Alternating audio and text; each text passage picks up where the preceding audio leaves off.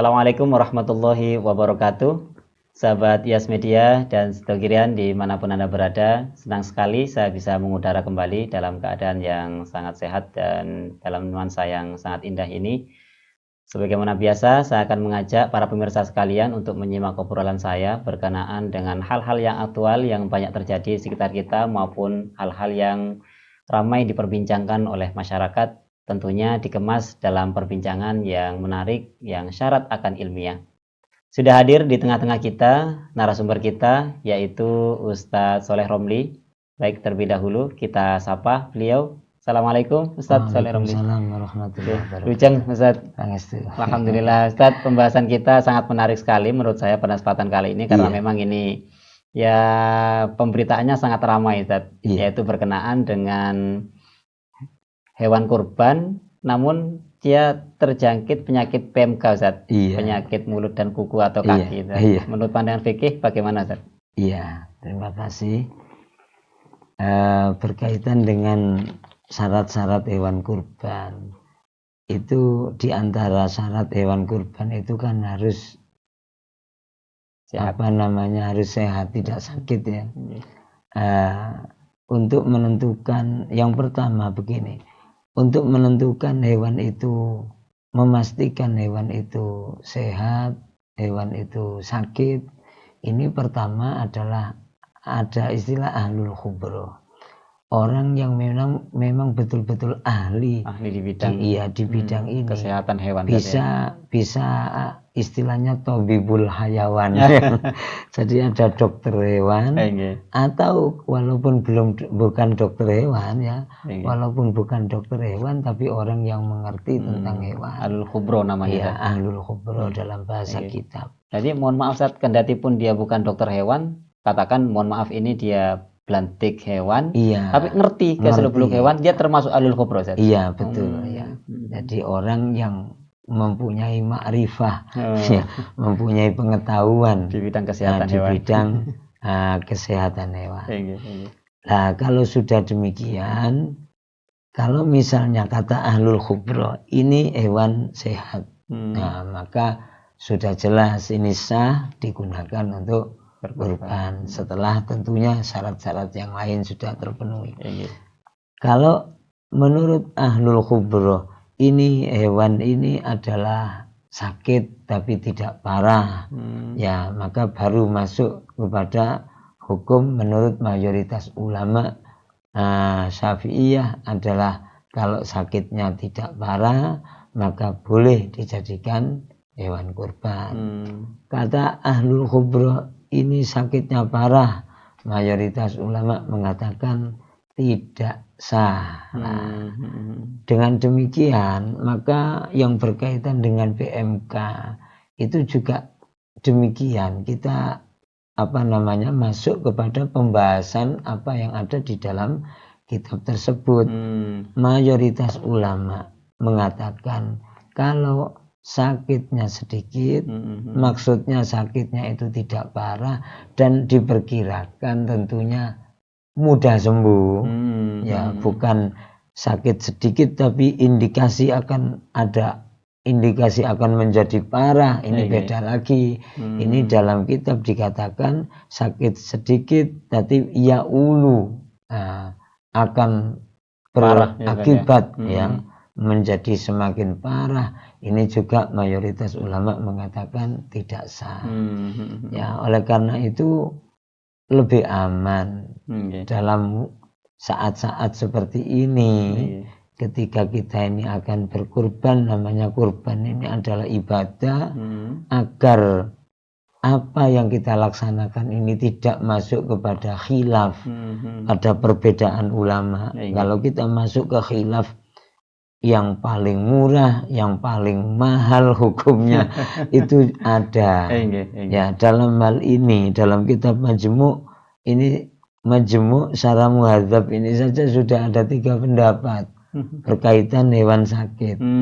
Satu pendapat mengatakan sakit sedikit pun tidak sah dijadikan kurban. Pendapat yang paling murah, sakit parah seperti apapun boleh dijadikan kurban, tapi dalam kitab Majmu' ini qaul syadz. Qaul syadz itu tidak bisa diamalkan. Ada pendapat tengah-tengah dan ini yang diambil oleh mayoritas ulama. Jadi yang sakit sudah dinyatakan parah atau sedikit tapi akan menjadi parah, kata ahlul khubro, orang yang ahli, maka ini yang tidak sah.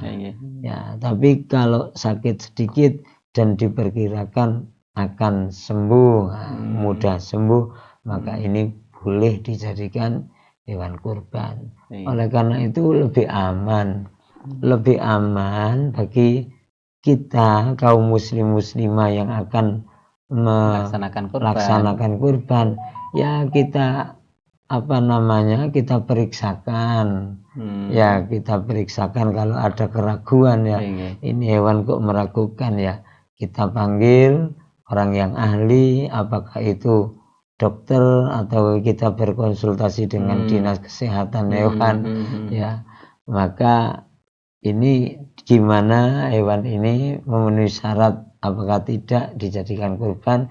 Ketika dari pemeriksaan hasilnya sudah aman, ya maka kita kan tidak masuk kepada permasalahan khilaf, apa yang kita lakukan ini betul-betul ulama sepakat mengatakan ini adalah kurban yang sudah sah karena memenuhi syarat. Kriteria untuk demikian.